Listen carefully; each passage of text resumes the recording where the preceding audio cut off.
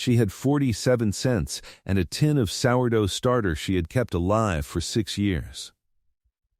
The starter was older than her grief, older than the debts, older than the quiet devastation of finding out, after 2 years of marriage and 1 season of widowhood, that the man she had buried had left her nothing but his name and what other people thought of it. She had carried the tin on her lap the entire wagon ride up from town, one hand steadying it against the ruts in the road. It was not sentiment. It was the most practical thing she owned. A living starter meant bread. Bread meant she was useful. Useful meant she could stay somewhere long enough to begin again. She had done enough beginning again to know it required something concrete to hold. The wagon crested the hill above the Aldridge Ranch on the second Thursday of October in 1884, and the first thing Clara Voss noticed was the woodpile. It was stacked higher than the porch rail, and the stack was even, the logs split clean and laid with precision. A man who stacked wood like that in October was a man who thought ahead. She had not worked for many men who thought ahead. She filed this away the way she filed most useful things, quietly and without comment. The second thing she noticed was the child standing in the yard. Emmett Aldridge came out of the barn before she had climbed down from the wagon. He was not what she had imagined. The letter had been brief and businesslike, and she had constructed from it a man of middle years gone soft, the kind of widower who let things run down and hired women to restore order. Emmett Aldridge was somewhere around 38 or 40, lean and weathered in the way of men who work outside in all seasons, with dark hair going gray at the temples and a way of moving that suggested he rarely did anything without purpose. He looked at her the way you look at a new piece of equipment you have ordered from a catalog and are now assessing in person, neither warmly nor unkindly. He said, "You are Miss Voss." She said, "I am." "You are Mr. Aldridge." He nodded once.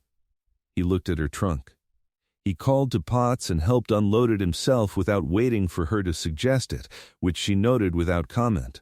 He carried it up the porch steps and set it inside the front door, and then turned and said, in a tone that was more inventory than welcome, "I should tell you what the situation is before you settle in." She said, "Please do." He had a daughter. Her name was Nora. She was 5 years old and she had not spoken a word in 11 months, not since the death of her mother the previous November. The doctor in Cheyenne said there was nothing physically wrong with her. He had said the word grief the way men say words they do not quite believe, as though grief were a weather system that would eventually pass on its own. Emmett said this without inflection, looking somewhere past Clara toward the barn. He said Nora was not difficult. She did her small tasks, and she ate what was put in front of her, and she followed him around the yard like a shadow. She simply did not speak. He said, "I am telling you this so you are not startled." Clara said, "I understand." He looked at her directly then for the first time. It was a brief look, measuring something she could not name. He said, "The kitchen is yours. The meals are breakfast at 5:30, dinner at noon when I come in, supper at 6. Whatever you need from the store you write on a list, and I will see to it on my town runs." That is the arrangement. She said, "That is fine." He said, "Good." That was the whole of their first conversation. The kitchen was not large, but it was well built. Someone had thought carefully about the placement of the stove and the height of the work counter and the window above the dry sink that let in the morning light from the east. Clara stood in it alone that first evening, after Emmett had gone back to the barn and Potts had driven the wagon back down the hill, and she put her hands flat on the counter and breathed in the smell of the place.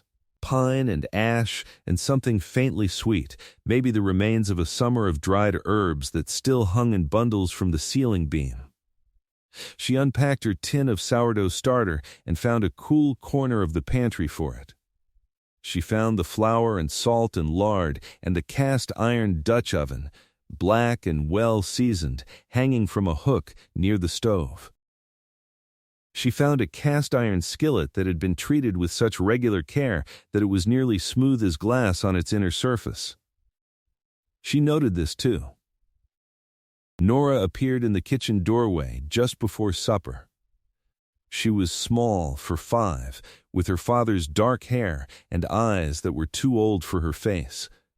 She wore a calico dress and boots that were properly laced, which meant either Emmett laced them each morning or the child had learned to do it herself. She stood in the doorway and looked at Clara and did not move. Clara looked back at her. She did not smile too broadly. She did not speak in the high, soft voice adults use with small children when they are trying very hard. She said, in a normal tone, "I am making cornbread and salt pork tonight. Is there anything you do not like to eat?" Nora said nothing. She watched. Clara said, "I ask because I cannot stand cooked carrots myself. I will cook them if someone here likes them. But I thought I would ask first." Nora said nothing. But she came 2 steps further into the kitchen. Clara turned back to the stove and let her be. Supper that night was cornbread and salt pork and a pot of pinto beans she had found in the pantry and put on to soak that afternoon. Emmett came in from the barn and washed at the basin on the porch and sat down at the table and looked at the food without comment, which she took as neither approval nor complaint, simply assessment. Nora sat across from him. Clara served them and then stood at the counter intending to eat there. Emmett said, without looking up, "There is a 3rd chair." She said, "I was not certain of the arrangement." He said, "The arrangement is 3 meals.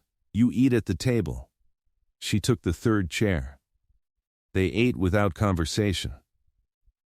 Outside, the wind picked up and moved around the eaves of the house in long, low notes. The lamp on the table threw a warm circle of light over the 3 of them and the plates and the steaming pan of cornbread. Clara had eaten many meals in silence. She did not find silence uncomfortable. But this silence was different from the silences she had known in the boarding house or the long quiet of her own kitchen in Nebraska after her husband died. This silence was inhabited. There were 2 other people in it. That felt, despite everything, like something. The days settled into their shape quickly. She was up before 5, fire lit, coffee on before Emmett came downstairs. The mornings were dark now, the sun not clearing the eastern ridge until nearly 8, and she had come to think of those early hours as the best part of the day. The kitchen warm, the rest of the house still, the smell of coffee and baking bread filling the air before anyone asked anything of her. Nora came down 20 minutes after her father. Every morning. She would sit at the table with her hands folded and watch Clara work, the same way she had watched that first evening. Clara did not try to make conversation she did not need to make. She narrated what she was doing in the same plain voice she used for everything. She would say, "The bread has another 10 minutes." Or, "I am going to render some of this fat for the beans." Not to instruct the child, simply because she would have said these things anyway, out loud to herself, the way she had always worked. She discovered the first week that Nora liked to be given small tasks, not asked, given. If Clara said, "Hand me that cloth," the child would do it promptly and return to her watching. Clara began doing it regularly. "Hand me that spoon, put those onion skins in the bucket, hold this bowl steady." Nora moved around the kitchen after a week like she had been given a small and serious job, which she executed without needing praise. Emmett noticed on a Thursday. He had come in at midday for dinner and stopped in the kitchen doorway to wash the mud from his hands at the basin, and Nora was at the counter beside Clara, holding a bowl steady while Clara spooned batter into it, her face set with concentration. He stood watching for a moment before he came in and sat down. Clara set the batter to rest and put the biscuits in the oven and began slicing the cold roast from the night before and did not comment on what he had seen. At the end of that week she found, On the kitchen table on Saturday morning, a small crock of good butter she had not ordered, and a paper twist of sugar candy. No note. She put the butter in the cool pantry and left the candy on the table where Nora would find it. That was the arrangement between her and Emmett Aldridge in those first weeks. Precise, practical, conducted almost entirely without words. She had brought with her a small slate, the kind used in schoolrooms, with a stub of chalk and a rag tied to the corner. She had used it in the boarding house for her daily tallies and her grocery figures. She set it on the kitchen shelf the first day and reached for it several times a week without thinking. Nora found it on the third Saturday. Clara came into the kitchen to find the child at the table with the slate, drawing careful lines across it with the chalk in a pattern that might have been a fence or the ridge of hills visible through the north window. Clara sat down across from her and said, "You draw well." Nora looked at her and then down at the slate. Clara said, "My mother taught me to draw horses when I was small. I was never any good at it. The legs always came out wrong." She got up and went back to her work. When she looked again 20 minutes later, the slate was back on the shelf, clean, the chalk stub resting beside it in its rag. After that, the slate moved. She would put it on the shelf and find it on the table. She would put it on the table and find it on the shelf. She did not make a matter of it. She simply noted that Nora had begun to reach for something in that kitchen that was not a spoon or a bowl or a cloth, and that felt like a change, small and specific, the way most real changes are. The snow came in November, the first serious snow, 3 days before Thanksgiving. Clara had been planning the meal for 2 weeks, quietly, the way she planned everything, by accumulation of small decisions rather than by announcement. She had ordered cranberries on the last town run and dried 2 squashes from the kitchen garden and put them in the cold pantry. She had found, in the back of the pantry, a bottle of apple brandy that she suspected had belonged to Emmett's wife, and she had decided without much deliberation that a Thanksgiving pie could use it and that no one would object. The storm hit on a Monday. By Tuesday morning, the road down to town was impassable, and the snow was still coming, a steady blind white that cut visibility to the barn and no further. Emmett spent the morning in the barn with the horses and the 2 milk cows and came in at noon looking like something hewn from cold stone, his coat white to the shoulders, the creases in his face holding ice. Clara had soup waiting. A real soup, not a broth, with the marrow bones she had been saving, and the last of the autumn turnips and bread she had pulled from the oven 20 minutes before he came in. He sat down at the table and wrapped both hands around the bowl before he picked up his spoon, and Clara did not say anything, and he did not say anything, and Nora sat across from him and watched him the way she watched everything. After a while he said, "The drifts are 6 feet against the north barn wall." She said, "I know. I could not see the barn from the kitchen window this morning." He said, "We will be here for a few days." She said, "Yes, there is enough in the pantry." He looked at her. There was something in his face she had not seen before, not warmth exactly, but the space where warmth had room to exist. He said, "You checked the pantry before I came in." She said, "Of course." He looked down at his soup. He said, "The woman before you did not like the winters here." She understood he was not talking about the woman before her who had cooked, he was talking about his wife. She said, "I am not afraid of winters." He said, "No, I can see that." That was all. But something shifted in the air between them like a door that had been cracked open 1 more inch, enough for light to come through. The 3 days of the storm were unlike anything that had preceded them in Clara's 2 months on the ranch. There was nowhere to go and nothing to do but the work that was always there, and without the pressure of the road and the town and the practical demands of the wider world, the house became very small and very present. She cooked. Emmett repaired things inside, things that had accumulated on his list since summer, a loose hinge on the cellar door. a window frame that let in cold air at its corner, a chair leg that wobbled. He did this work without commentary, moving through the house with his tools with the same quiet purposefulness he brought to everything outside. Nora stayed close to both of them, migrating between the kitchen and wherever Emmett was working, watching on. The second evening of the storm, Clara made a proper supper of salt beef and roasted squash and the last of the dried apple pie, and after supper Emmett built up the fire in the main room and sat in his chair with a mending project, and Clara sat at the table with her accounts, and Nora sat on the floor between them with the slate. It was the most comfortable evening Clara had spent in 2 years. She did not examine this feeling closely. She filed it the way she filed other true things that had no immediate use, and kept working. Near 8 o'clock, Nora got up from the floor and came to stand beside Clara and held up the slate.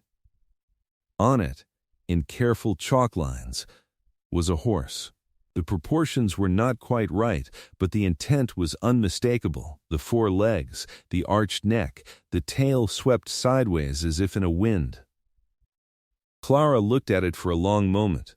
She said, "That is a very good horse." She said, "The legs are much better than mine ever were." Nora looked at the horse on the slate. Then she looked at Clara. She did not smile, but something in her face eased, something that had been held carefully for a long time. Emmett had put down his mending. Clara did not look at him, but she was aware of him looking at his daughter with an expression she chose not to witness directly because it was too private. Nora took the slate back to the floor and sat down and began to draw again. Clara returned to her accounts. The fire made its sound. The wind moved around the house. The lamp on the table burned steady and warm. The man's name was Garfield Pruitt. He arrived the week after the storm cleared, on a day when the sky was a hard, clear blue and the snow on the ridges blazed white in the morning sun. He rode a good horse and wore a coat that cost more than most men in the territory earned in 2 months, and he came into the yard with the easy authority of a man who expected doors to open before he knocked. Clara watched him from the kitchen window. He had business with Emmett about the grazing lease on the south pasture. She knew this because Emmett had mentioned it once, briefly the previous month, the way he mentioned most things, with no excess of words and no invitation to discuss it further. She knew that the south pasture was the best piece of the ranch, the wide flat ground along the creek that held water through a dry summer, and that Garfield Pruitt had been trying to acquire it by one means or another for at least 3 years. She knew this because Potts had told her on her second supply run, the way Potts told her things, in declarative sentences delivered while looking straight ahead at the road, as though he were not quite sure he was speaking out loud. She put the kettle on and kept working. The meeting in the yard was not long. She could not hear the words, but she could read the shapes of the conversation from the window. Pruitt doing most of the talking, his posture relaxed and proprietary. Emmett standing with his arms at his sides, not hostile but not yielding, the way he stood when he had made up his mind about something. Pruitt left.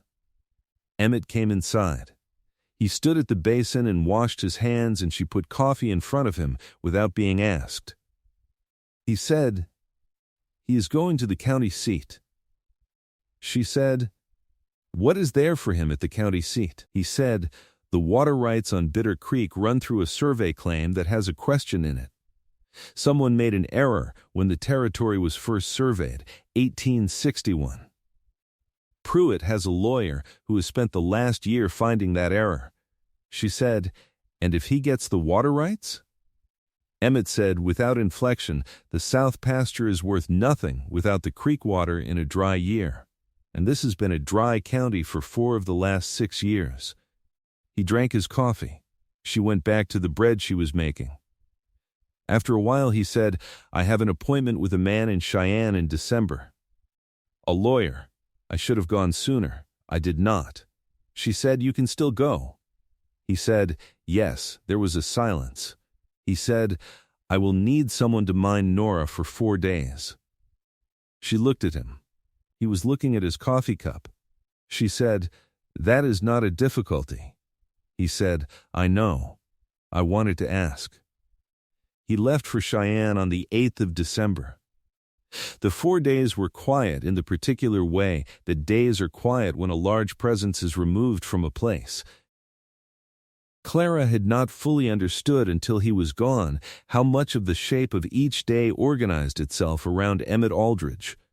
His 5:30 appearance in the kitchen, his noon return from the south pasture or the barn, his evening presence in the chair by the fire.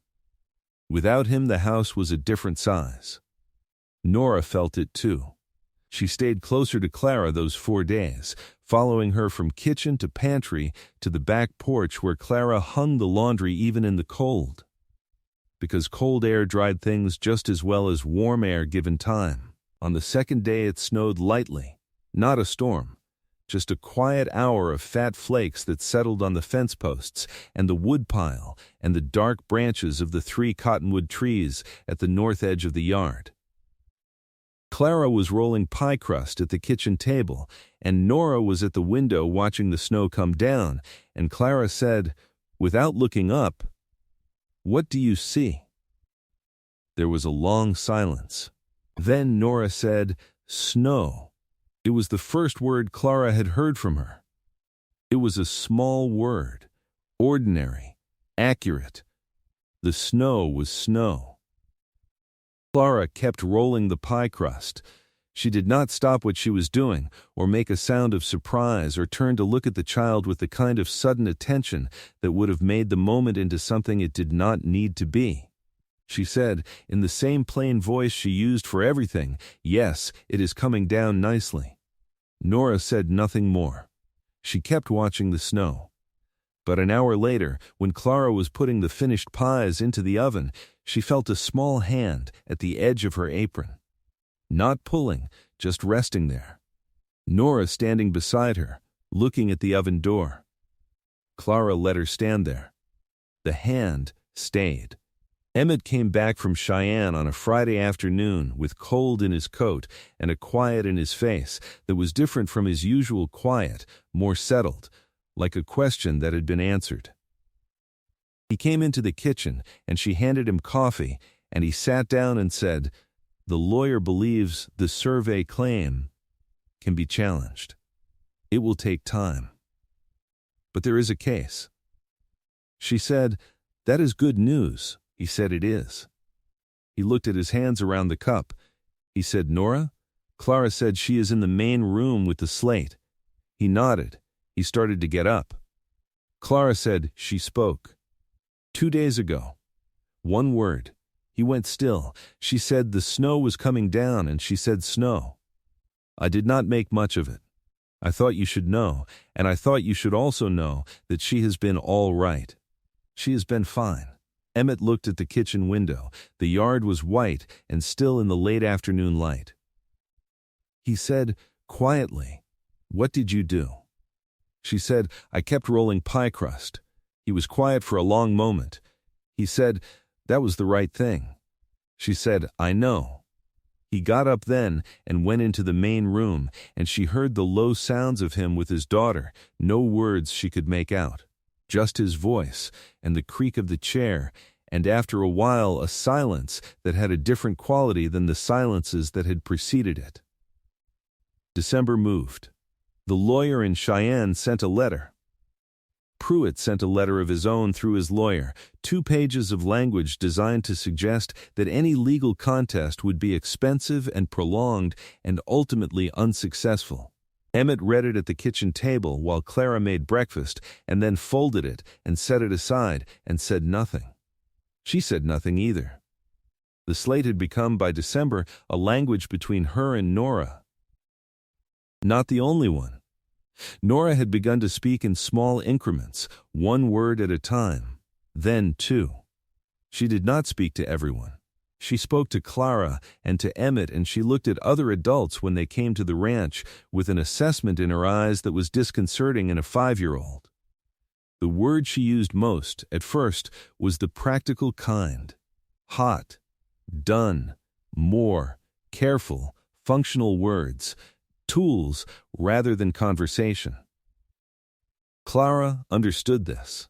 She had learned herself, in the years since her husband died, that language came back unevenly, that there were categories of words that returned before others, and that the practical ones came first because they were the least dangerous.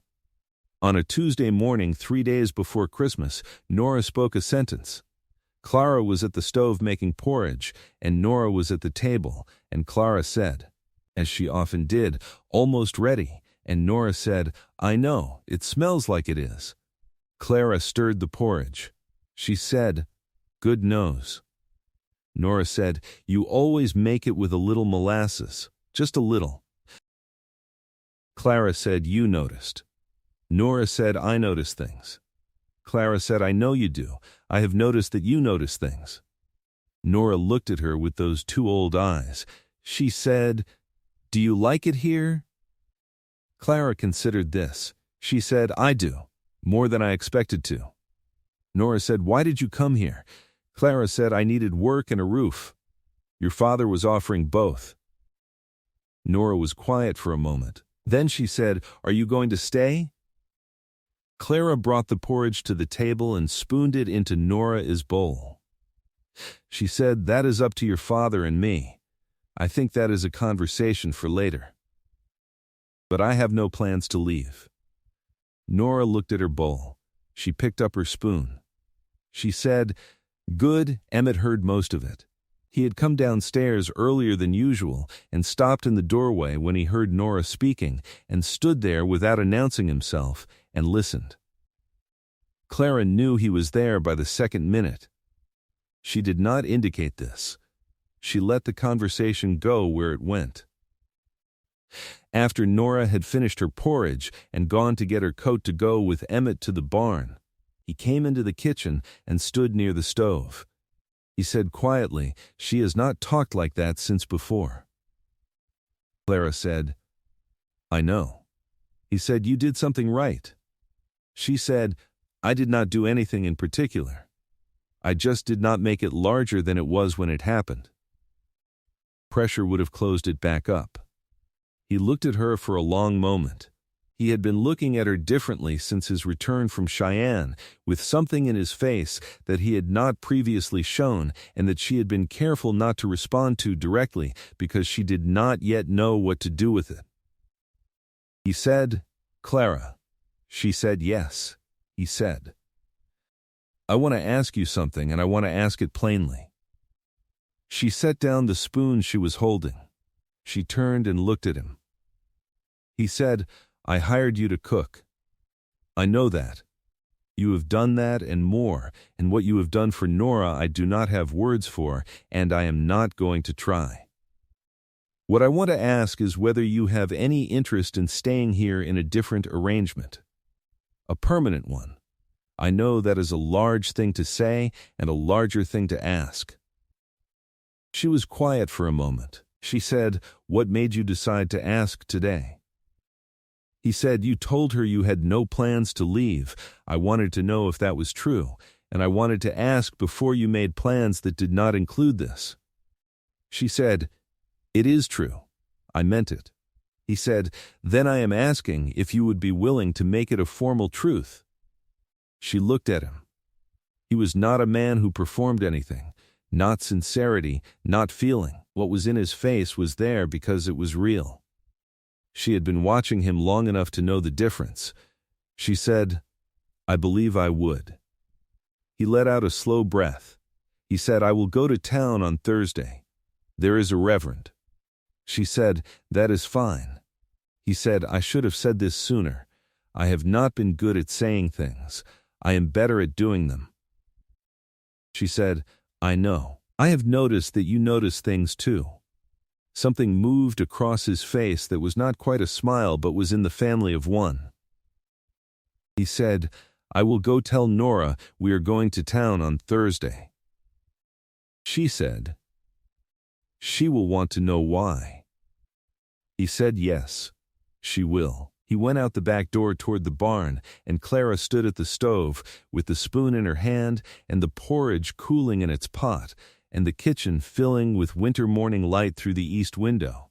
And she allowed herself, for a moment, to feel the full weight of what had just happened.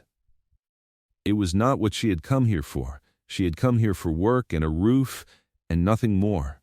But here was this, a kitchen that had become hers, a child who spoke to her in full sentences and noticed what the porridge smelled like, a man who did not perform sincerity, but carried it plainly in everything he did.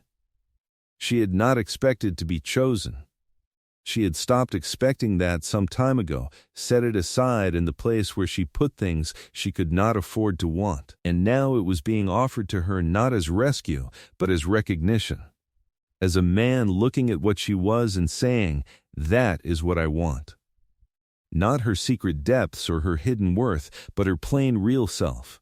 The person who kept rolling pie crust, who gave a child small serious tasks, who checked the pantry before winter.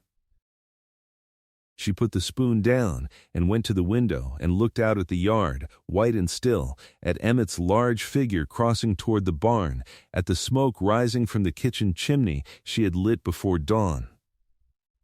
They went to town on Thursday. The Reverend was a practical man who performed the ceremony in his front parlor with his wife as witness. It was a plain service, 10 minutes, with no music and no flowers. Clara wore her good dress, dark wool, with her mother as brooch at the collar. Emmett wore his town coat and had shaved carefully and stood beside her with the particular stillness of a man who is doing exactly what he intends to do. Nora stood between them and held each of their hands. After it was done, they had dinner at the hotel dining room, the three of them, with beef and potatoes and a dish of pickled beets and bread with real butter. Nora ate with the serious concentration she brought to things she considered important. Emmett drank his coffee. Clara looked out the window at the main street of town and thought about nothing in particular, which was its own kind of happiness. On the drive home, the sun was going down behind the western ridges and the sky was that particular shade of orange that only comes in winter, clear and cold and vivid. The road back up to Cutter Ridge was quiet, the snow packed hard on the surface, the horses moving steadily in the early dark. Nora was sitting between them on the wagon bench. She had been quiet since they left town, not the old silence, the closed and careful one, but a thinking silence, the kind that has something at its end. She said after a while, looking straight ahead at the darkening road, "Clara." Clara said, "Yes," Nora said. "Can I call you Mama now?" The wagon moved. The horses breathed white into the cold air. The first stars were coming out above the ridge. Clara felt Emmett go very still beside her. She said, without hesitation, "Yes, you can." Nora thought about this for a moment with her full 5-year-old seriousness. She said, "Mama Clara," or just Mama. Clara said either one. Nora said, "I think just Mama, for short." Clara said, "That is fine. That is just fine." She put her arm around Nora, and the girl leaned into her side, and they rode the rest of the way up the hill in a silence that had the quality of something completed, something arrived at, after a long journey on a cold road. The house was dark when they pulled into the yard, but it was the darkness of a house that had been left, not abandoned. Emmett jumped down and lit the lantern on the porch post, and the light fell across the snow and the woodpile and the kitchen garden. And the house looked, in that light, like what it was, a place that had been waiting. Clara climbed down and took Nora by the hand, and they went inside. The kitchen was cold, but it would not stay cold. She lit the stove and hung her coat on the hook behind the door and tied on her apron, and Nora went to the shelf and got the slate and brought it to the table and sat down with it. Emmett came in from settling the horses. He stood in the kitchen doorway and looked at the two of them, the woman at the stove and the child at the table, the lamplight and the sound of the fire beginning to take. he said in a quiet voice meant for no one in particular. "There it is." Clara did not ask what he meant. She knew what he meant. The stove ticked and warmed. Nora drew on the slate. Careful lines, a house this time, with smoke coming from the chimney. Clara set the kettle on and began thinking about supper, what was in the pantry, what would take the chill out of the evening, what the three of them would eat in this kitchen on the first night of this new thing they had made together out of work and winter and the slow accumulation of small, honest days. Outside, the stars had fully arrived, cold and clear above the ridge. The lantern on the porch burned steady in the dark, the way lanterns do when there is someone inside worth burning for.